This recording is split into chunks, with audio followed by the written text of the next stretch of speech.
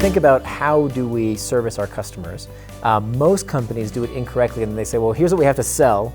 How do we sell it to people?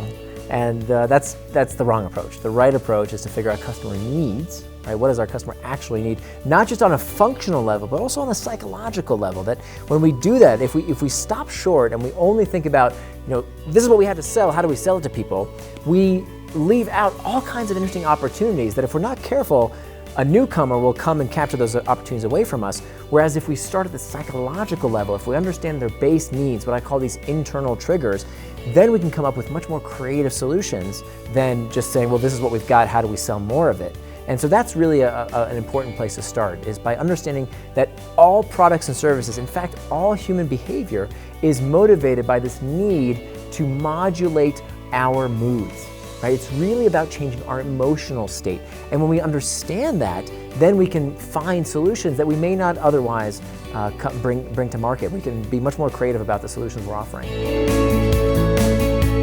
So there's a lot of different ways to find a customer's internal triggers, what I call these internal triggers, these deep psychological customer needs. And I describe in my book, Hooked, about some of these techniques. There's a technique called the 5 whys technique, where we start with the functional product and we keep asking whys until we figure out the psychological need. Now, this is a process that came out of the Toyota production system to find manufacturing defects, but it turns out it's a great way to understand consumers' deeper psychological needs, right? So if we say, okay, why do they use our product? Why?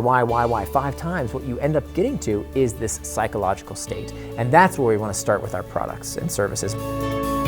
So if you're building a product that you want people to use on their own with little or no conscious thought, out of habit, you want them to use the product because they want to, not because they have to, you've got to be able to answer these 5 fundamental questions around the hook model. So the hook model starts with a trigger, to an action, to a reward, and finally an investment. And the 5 fundamental questions you have to ask yourself is, number 1, what's the user's internal trigger? What's the itch that drives the user to use your product when they feel that emotional sensation? Then you've got the external trigger. So what's the prompt in their environment that tells them the next action to take? What's the ping, the ding, the ring, whatever it might be that gets them to take that key action? Eventually, you will no longer require those external triggers. The real products that create habits no longer require that external trigger at all. It becomes solely triggered by the internal trigger. Then you've got to ask yourself the action phase of the hook, the next step. You have to ask yourself, what's the simplest behavior the user can do to get a reward, to get relief from that discomfort? Then comes the variable reward phase, and here the question is the reward fulfilling and yet leaves the user wanting more? And then finally, the investment phase is, what's the bit of work that the user does to increase the likelihood of the next pass through the hook? And it's through these 5 fundamental questions that customer preferences are changed, that our tastes are formed, and that our habits take hold.